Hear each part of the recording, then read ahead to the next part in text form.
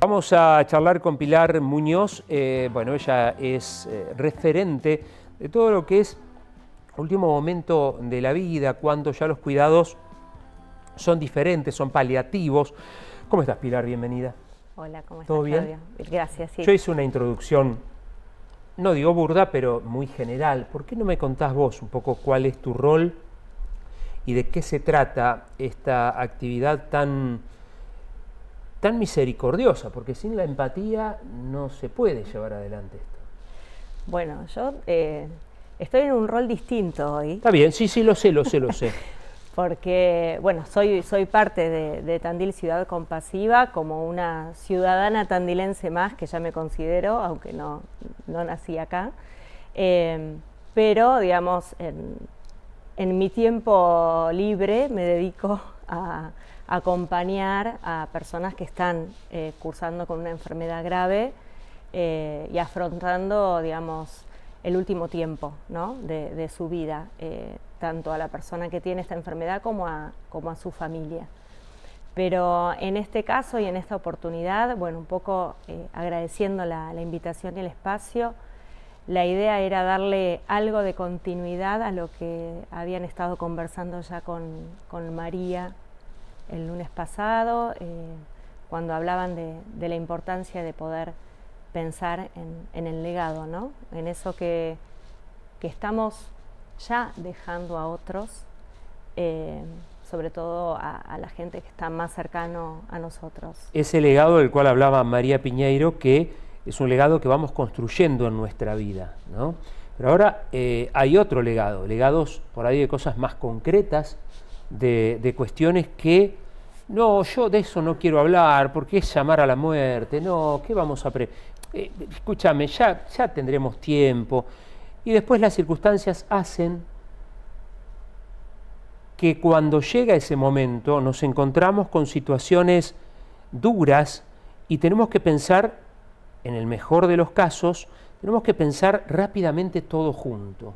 Y hay cosas que a lo mejor las podemos pensar antes. Sí, un poco la invitación es a poder pensarnos, bueno, esto que vos decís, ¿no?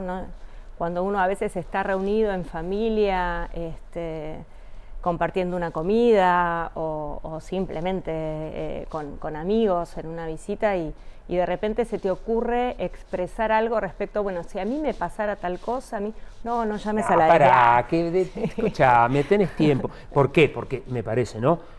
Porque más que nada nos incomoda el tema. No es que creamos realmente que si hablamos del tema llamamos a la desgracia. Nos incomoda hablar del tema. Exacto, sí, es muy incómodo y además nos resulta como triste, ¿no? El pensarnos que algún día nos puede pasar algo y que quizás no estemos en condiciones en ese momento de decidir respecto a nuestra salud o respecto al lugar donde estemos recibiendo cuidados, ¿no? Son muchas cosas las que en ese momento pueden cruzarse por la cabeza, en este caso muchas veces por quienes nos acompañan y no tanto por nosotros, porque a veces puede pasar que no estemos en condiciones de tomar decisiones y esto indefectiblemente cae sobre nuestra familia. Y puede ser una fuente de mucho estrés o malestar para las familias el tener que en ese momento tan difícil estar pensando, bueno, ¿qué querría esa persona, ¿no? ¿Qué elegiría en esa situación, ¿no? Porque a veces nos hacemos esta pregunta, bueno, él en algún momento, aunque no tuviera nada que ver, digamos, él en algún momento te expresó porque miraron una película que trataba del tema o simplemente porque hubo algún allegado que pasó por esa situación. En algún momento esta persona expresó si a él le pasara qué quisiera para sí. Porque digo, muchas veces creemos que esto tiene solamente que ver con cuestiones médicas, ¿no? De tratamientos, bueno, si quisiera hacer tal o cual tratamiento. Pero a veces tiene que ver con otras cuestiones, ¿no? Con cuestiones que hacen a, bueno, ¿quién quiere que lo cuide, por ejemplo, ¿no? O quién se va a hacer cargo del gato, ¿no? O sea, cualquier cuestión que sea importante para esa persona en particular. Nosotros le llamamos algo como planificación compartida de la atención. Una cosa que hablábamos con María el lunes pasado era todo lo que es nuestra historia digital. Queremos que alguien la siga, queremos que cierren nuestras cuentas, queremos que sigan. Digo, es algo que tenemos que empezar a hablar. Hoy vemos en Facebook gente fallecida que, bueno, su cuenta sigue activa. Perdón que sea algo, si se quiere, tan poco relacionado con, digamos, con lo afectivo, pero también es una realidad. Mirá, a mí me ha pasado, y creo que esto lo va a compartir la gran mayoría, por ahí personas que han fallecido, que estas cuentas quedan abiertas y que resulta que cumplen años. Sí, ¿no? claro. El Facebook te avisa que esta persona cumple años y hay gente que sigue saludando en el muro diciendo feliz cumpleaños, quizás porque no se ha enterado, y hay otras que lo usan para mandar algún tipo de mensaje o a la familia o a homenajear a esta persona que ya no está en este plano, ¿no? Pero sí, sucede que queda como en suspenso. ¿Qué querés hacer vos con tu Facebook? ¿Qué querés hacer con tu Instagram cuando vos no estés? Sí. Es una pregunta retórica, no tengo una respuesta. ¿A esas cuestiones se le llaman las voluntades anticipadas? Así es. Hay como dos grandes dentro de esto que mencionábamos como la planificación compartida de la atención. Están estos dos grandes temas. Uno es las directivas anticipadas, que están más vinculadas a la parte médica, y lo otro son las voluntades anticipadas. Pero hablemos de directivas anticipadas para la parte médica. ¿Qué podría incluir eso? Las directivas anticipadas expresan qué tipo de tratamientos médicos esa persona está dispuesta a recibir o a no recibir, pero están directamente relacionados con una cuestión de salud y accesibilidad o interrupción a tratamientos. Pongamos algunos ejemplos. Por ejemplo, una persona que está cerca de fallecer puede requerir, no sé, una traqueotomía para ser entubada. Sí. Eso es una decisión, sobre todo cuando la persona tiene cierta edad y cierto pronóstico. La persona puede decidir, si digamos, tiene sus competencias cognitivas, ¿no? Estamos hablando, puede decidir que si se le va a ofrecer un tratamiento que va a prolongarle la vida, pero que es un tratamiento que no va a resolver su situación de salud, por ejemplo, por eso tiene que ser un proceso informado también, ¿no? Porque para poder decidir yo necesito información y comprender qué es lo que me está pasando, pero yo puedo decir, yo este tratamiento, si no me va a resolver esta situación de salud y lo único que va a hacer, por ejemplo, es prolongar la agonía, lo rechazo, no lo quiero, ¿no? Yo lo puedo dejar escrito eso. Eso se puede dejar escrito. Hay una parte, digamos, que sugiere de dejarlo escrito legalmente, es decir, de poder armar un documento frente a escribano con 2 testigos, pero también nosotros lo que vemos en la diaria es que quizás no es necesario eso, ¿no? Quizás si esta persona, por eso mismo, ya se lo comentó a su familia, o tenemos la oportunidad de conversarlo en ese momento, con escribirlo en la historia clínica y comunicarlo al equipo de salud alcanza, no hace falta darle como más marco legal que ese. Pensaba en alguna situación de una persona que le diga eso a sus hijos y los hijos le digan, no, mira mamá, nosotros vamos a hacer todo lo necesario para que estés con nosotros la mayor cantidad de tiempo posible, cualquiera sea el costo. Bueno, por ahí esa persona o esos hijos quizá no interpretan lo que en ese caso la mamá quiere. En ese caso podría dejarse establecido de una manera legal. Sí, se puede establecer de una manera legal. Igualmente, me parece que es algo que uno quizás no lo tiene que pensar de manera estática, ¿no? Que es algo que es un proceso, que muchas veces tanto la persona para tomar una decisión como su familia necesitan de tiempo y de poder elaborar eso que está pasando. Por eso la invitación es a no pensar cuando llegue ese momento, sino de poder tenerlo en nuestra cabeza previamente, ¿no? Y que realmente nuestra familia vaya conociendo qué nos gustaría, qué elegiríamos. Quizás al principio puede ser chocante, pero realmente si nos abrimos a este tipo de conversaciones, después trae mucha paz y aliviana mucho la carga, ¿no? Porque realmente el poder saber que estoy respetando lo que mi familiar hubiera elegido es algo que, sobre todo para lo que tiene que ver con poder elaborar la pérdida, ¿no? Posteriormente ayuda mucho. Perdón la autorreferencia. Yo quisiera, Pilar, y esto es real, quisiera que cuando llegue el momento no sufrir, que me duela lo menos posible, ¿no? El miedo al dolor. Yo puedo pedir que ante situaciones donde el dolor se haga evidente, me ceden, me duerman. ¿Yo puedo dejarlo eso pedido?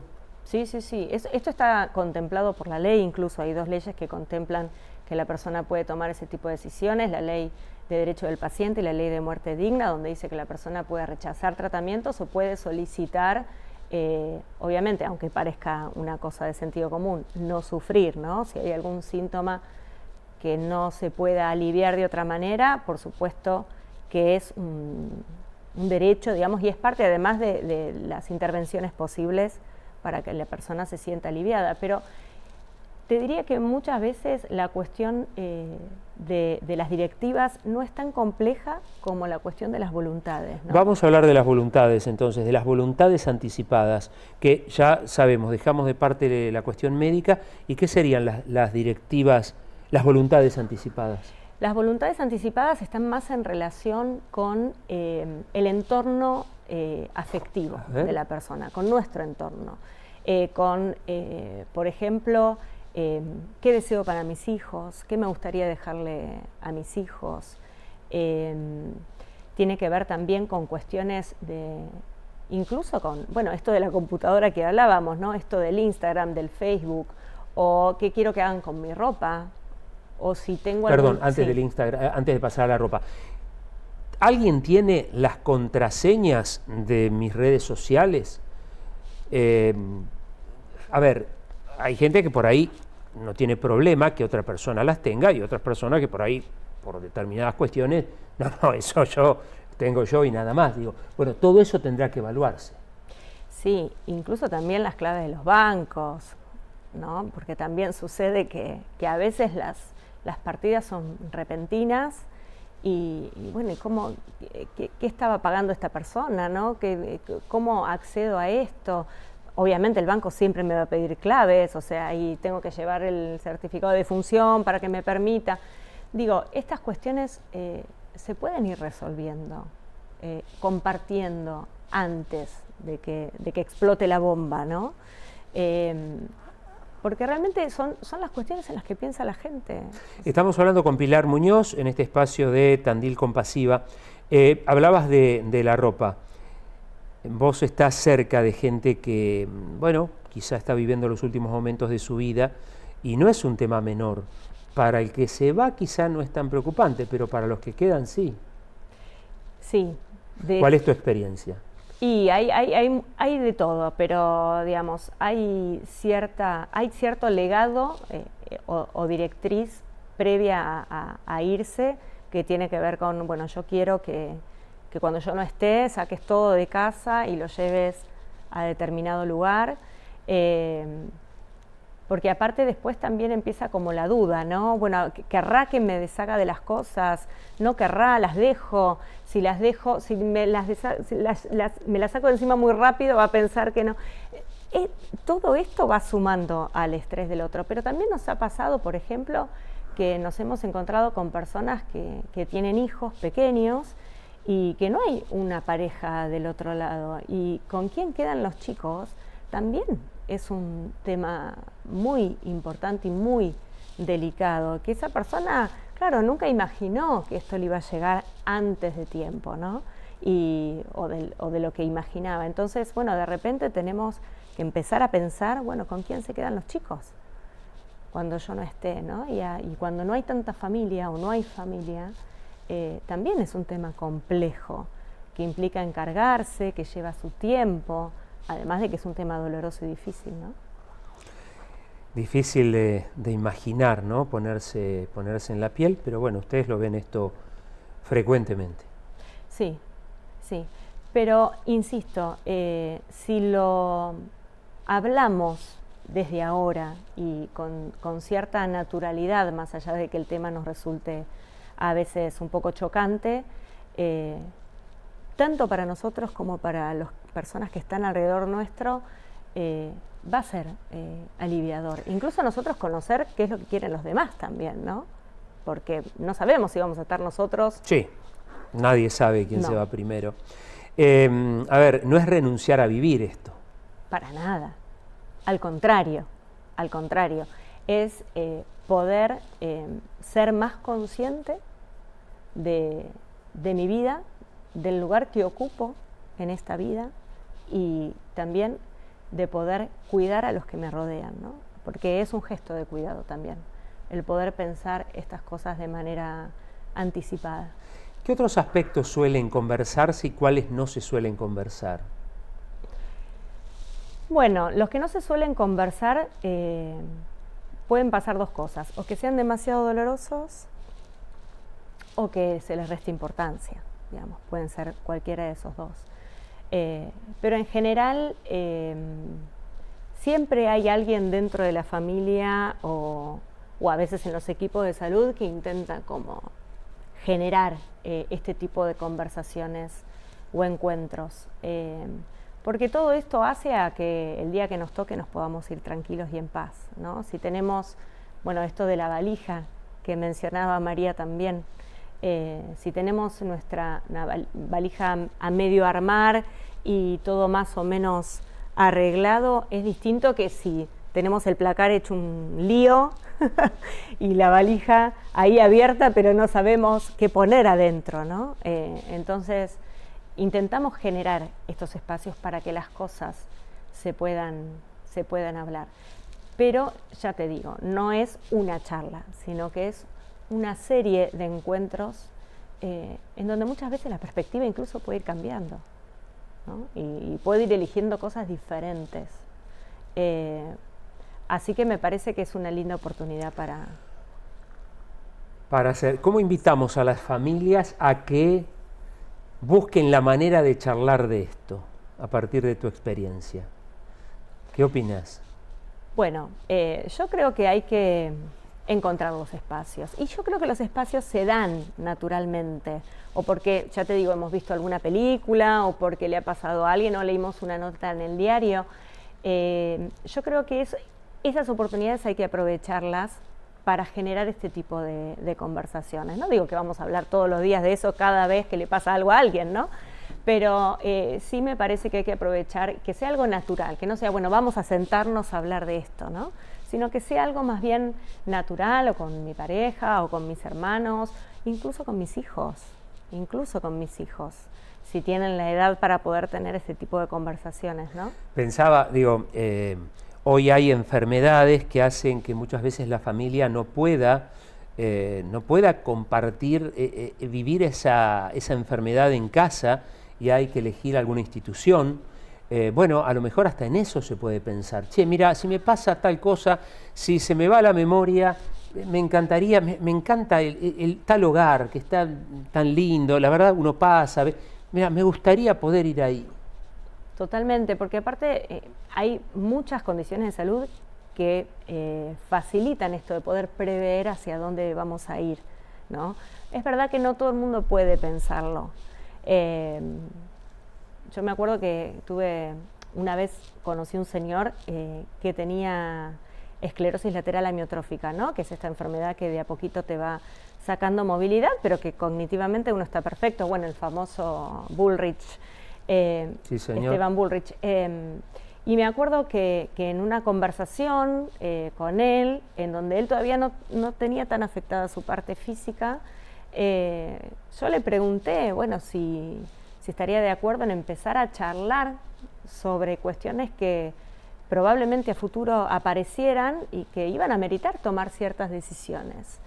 Y él me acuerdo que me dijo, me acuerdo que usé una metáfora que le dije, podemos aprender a nadar ahora, le digo, o podemos aprender a nadar en el medio de la tormenta. O sea, podemos... Y él me dijo, yo prefiero aprender a nadar en el medio de la tormenta. Y ahí quedó. Pero después, con el paso del tiempo y con la confianza y el vínculo que uno va pudiendo hacer, se dio eso, sin que hubiera tormenta en el medio. Y la verdad que eso después, al final, facilitó un montón de cosas, no solo para los que lo acompañábamos, sino también para su señora y para sus hijos, ¿no? Y se pudo cumplir aparte con esas cosas que él pudo expresar, que no tenían que ver solamente con cuestiones médicas, sino con dónde quería ser cuidado, y quién quería que lo cuidara, y cómo.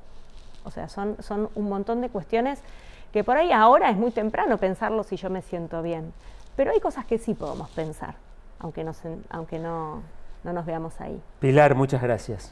A vos. Pilar Muñoz, charlando, muy lindo estos temas que a veces no nos animamos a hablar, pero que sirva esto para despertar conciencia y hablar en la familia un poquito de las cosas que habitualmente no hacemos. Pilar Muñoz, Tandil, Ciudad Compasiva. El lunes que viene vamos a seguir con estas charlas aquí en este espacio.